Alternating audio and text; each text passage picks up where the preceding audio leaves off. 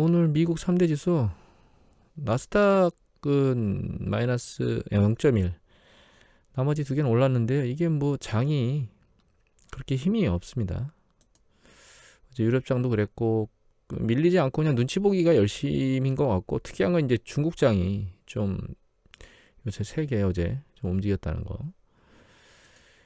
S&P 500 지수가 이게 뭐 산타랠리라고 할 수 있는 정도는 아닌 것 같아요. 최근 움직임 보면. 그리고 이제 거래량이 많이 빠져 있는 상황입니다. 여기 보시면 거래량이 툭툭툭 빠지고 있잖아요. 후반부에. 그런데 작년대 보면 여기 24일날 요거는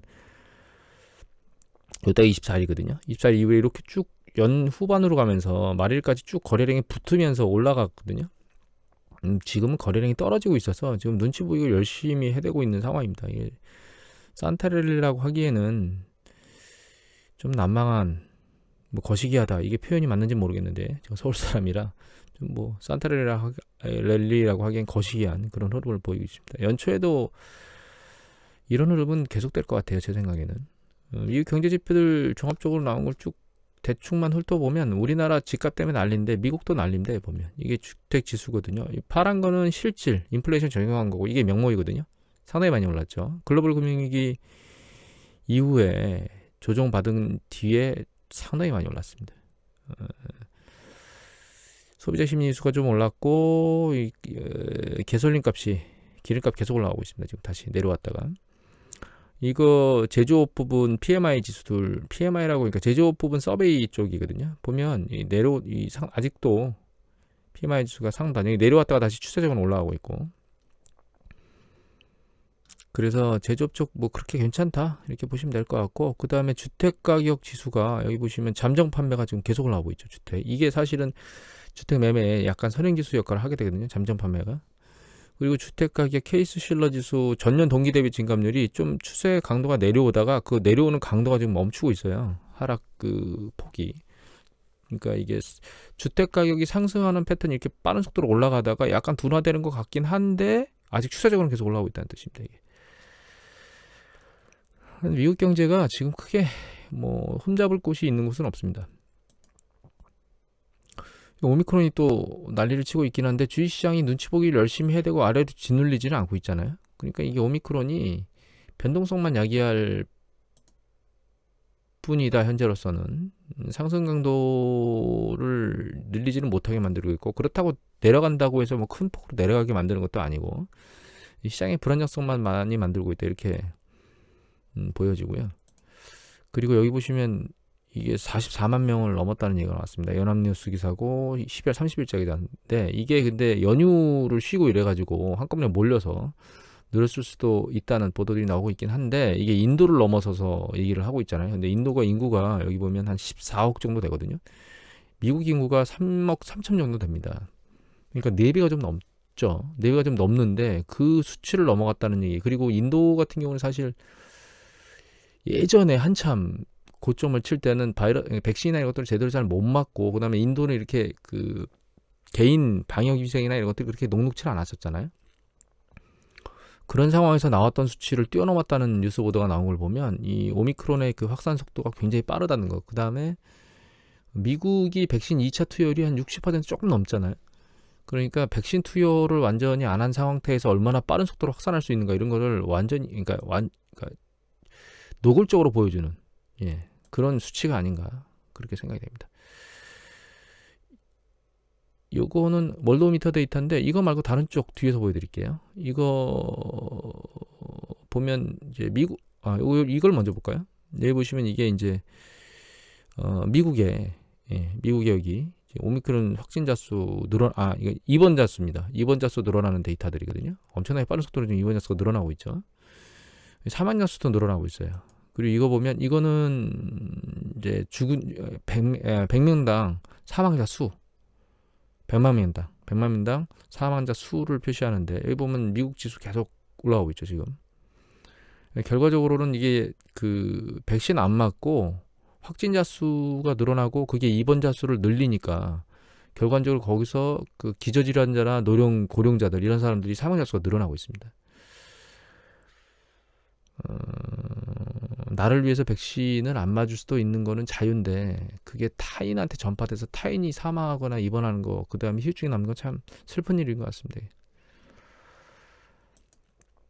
그리고 이게 오미크론이 그 어느 정도 빠른 속도로 퍼센테이지죠. 확진자 중에 오미크론이 얼마나 포함되는가 그건데 우리나라가 문제입니다. 지금 현재 우리나라 여기 있거든요. 밑에 보시면 0.56%라고 나와 있죠. 우리나라가 이때 12월 13일 날 여기는 아직 우리나라 데이터가 안 나왔고요. 27자 데이터는 물론 이게 일정 부분 올라가긴 했겠지만 여기 보면 인디아나 영국이나 혹은 미국이나 이런 쪽에서 올라가는 이 강도만큼 빨리 올라가면 우리나라도 확진자가 급격히 늘어날 수 있는 가능성이 있는데 지금 그게 폭발적으로 늘어나진 않고 있습니다. 저희 나라는. 그런데 어제 의료 전문가 얘기를 들어보면 우리나라는 백신을 좀 뒤늦게 완전하게 맞기 시작했죠. 전체 2차 맞는 게.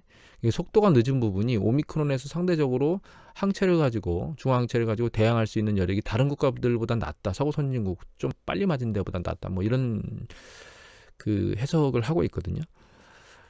그렇다고 해서 이게 방심을 해서 될 문제인가라고 하는 부분은 좀 조심스럽게 생각을 해봐야 될 것 같아요. 오미크론 중화항체가 부스터샷을 맞고도 10주가 지나면 항체 그 율이 좀 떨어지는 면역률이 그런 얘기를 했기 때문에 올 초 내년 한 뭐 4주 하면 2달 정도 되는 거잖아요. 근데 부스터샷을 지금 맞기 막 시작하고 있고 해서 봄께 혹은 봉쇄를 완화하게 되면 그리고 또 어린아이들은 지금 안 맞은 경우가 많기 때문에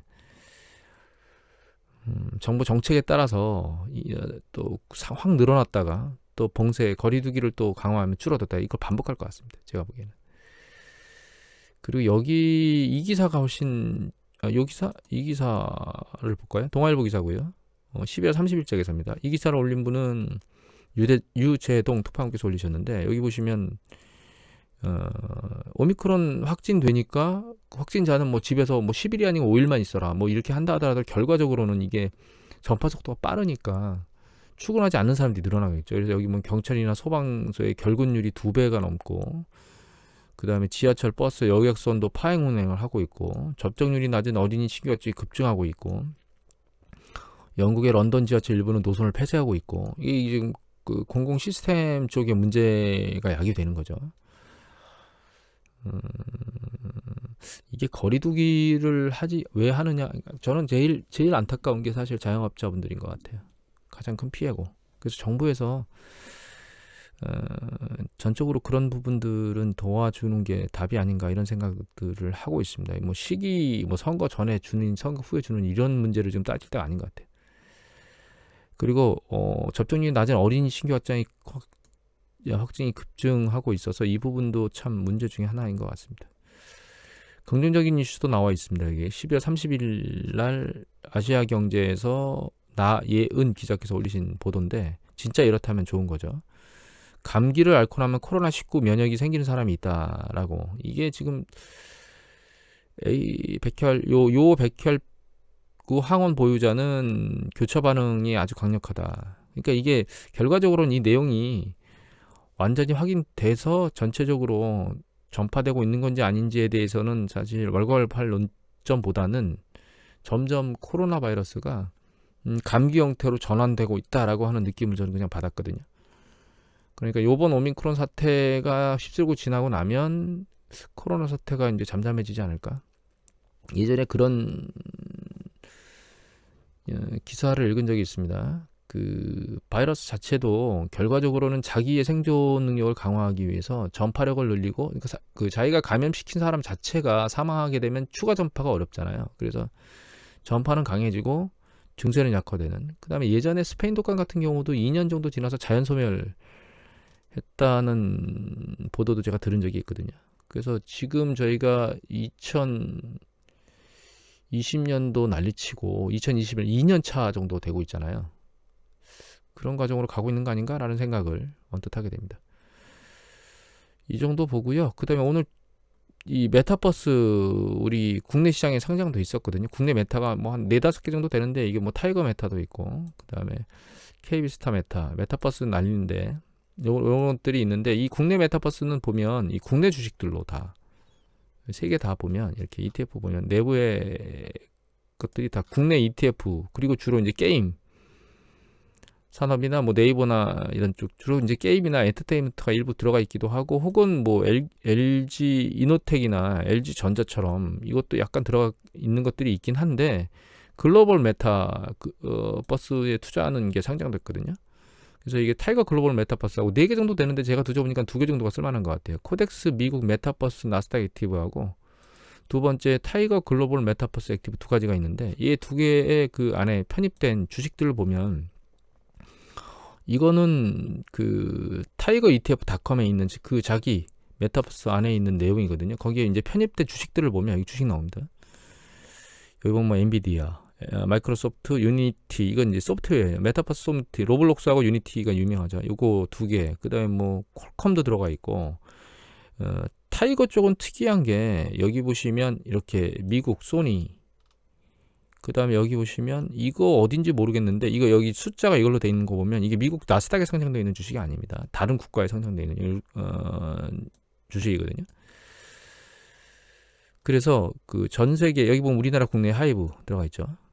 그러니까 전 세계적으로 여러 개가 이렇게 약간 섞여 있는 그렇죠. 여기 보면 OLED 디스플레이도 들어가 있죠. 그 다음에 뭐 OTT도 들어가 있고 넷플릭스. 그 다음에 여기 보면 뭐 반도체 쪽도 들어가 있는 거죠. AMD도 들어가 있고 엔비디아도 들어가 있고. 그러니까 이쪽 그 타이거 쪽이 좀 포괄적인 것 같아요. 전체적으로. 그 다음에 코덱스 쪽을 보면 코덱스 쪽 이거거든요. 나스닥 메타버스 요건데 이 안에 보면 여기는 특이하게 결제 시스템도 들어가 있습니다. 페이팔. 그래서 여기도 여기 구글 여기도 쭉 들어가 있는데 이거는 미국 쪽에 상장돼 있는 기업 중심으로 들어가 있는 것 같아요. 그래서 좀 포괄적으로 보겠다라고 하면 이쪽 타이거 쪽을 보는 게 나을 것 같고 그냥 미국 쪽에 상장돼 있는 중심으로 움직이겠다라고 하면 이쪽이 나을 것 같거든요. 뭐 어느 쪽이 좋다라고 특별히 딱 꼽아서 말씀드릴 수는 없을 것 같아요. 그래서 2개 중에 우리나라 국내 쪽에 메타버스 ETF를 투자하느니 세계 시장 쪽에 있는 걸 투자하는 게 더 낫지 않을까라는 생각이 들어서 참고하시라고 이 ETF 2개를 올려놨습니다. 모멘텀이 굉장히 많이 떴었죠. 글로벌 금융, 그러니까 코로나 팬데믹 이후에. 근데 제 생각에는 모멘텀들이 다 사라져 가고 있는데 메타버스 모멘텀만은 아직까지 살아있는 게 아닌가라는 생각을 하고 있거든요. 그래서 조심스럽게 들여다보고 있는데 그 과정 중에 이제 해외 메타버스가 국내 ETF로 상장됐다는 보도를 보고 여러분들한테 보여드립니다. 그리고 하나 더 사이트를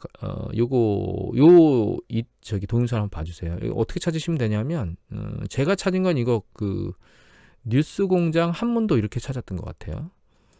혹은 김어준 뉴스공장 한문도 이렇게 찾으시면 이게 나옵니다. 그 서울 집값 하락했다는 얘기 29일 날 이거 아침에 방송한 거거든요. 네, 여기 보시면 이게 예전에 말씀드렸던 한문도 연세대 경영대학원 교수시든가 하여튼 이 한문도 이분께서 말씀하신 내용이 있는데 여기 보면 그 부동산 뉴스 기레기들이 어떤 짓을 하는지 내용이 나옵니다. 그리고 예전에 한문도 이분을 제가 권고를 드렸었잖아요. 전문가들이 상당히 많이 나오고 뉴스에 부동산 관련된 보도들이 상당히 많이 나오지만 거기에 그 보도나 이런 것들이 잘못됐거나 혹은 막차를 타게 만드는 보도의 행태들이 일어나고 있다는 걸 여러분들이 알고 계셔야 됩니다. 그리고 부동산은 주식하고 다르게 정점을 형성하거나 저점을 형성하는 게 아주 단기간에 팍 만들어지는 게 아니고 추세적으로 쭉 움직이다가 나중에 어느 순간에 쭉 묵히거든요. 그리고 나중에 조정을 받을 때 서울 지역은 조정이 상대적으로 그러니까 서울 지역에 전체는 다는 아니지만 뭐 25평 전후 정도 되는 방 3개 화장실 2개짜리 정도 소형 평형 같은 경우에는 이 가격 하락세가 상대적으로 낮고 강북의 대형 평형 같은 경우는 가격 하락세가 높아요. 조정 국면에서. 그다음에 수도권은 훨씬 더 지방하고 수도권은 훨씬 더 세죠. 서울보다.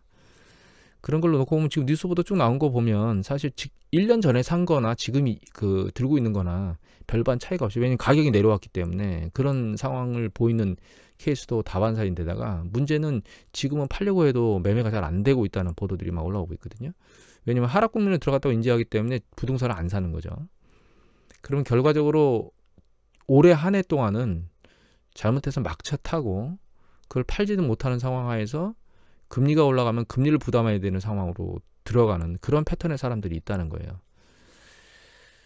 그래서 부동산 시장을 볼 때 그 신문 보도나 이런 것들에 너무 맹종을 하시게 되면 잘못하면 막차 타는 현상들이 발생한다. 올 한 해 내내 제가 부동산에 대해서는 고점이 됐다는 시그널이 나왔다는 말씀들을 계속 반복적으로 드렸는데 결과적으로 이제 연말에 와서 지금 그 형태가 발생하고 있습니다. 미국은 아직은 고점이다라고 하는 시그널이 발생하지 않고 있습니다. 미국은. 근데 우리나라는 고점 시그널이 나왔다. 그리고 기사 행태가 어떻게 이루어진다라고 하는, 그리고 현재 상황이 어떻다라고 하는 건 이 내용을 보시면 일정 부분 알게 되실 겁니다. 오늘 이것으로 마치도록 하겠습니다.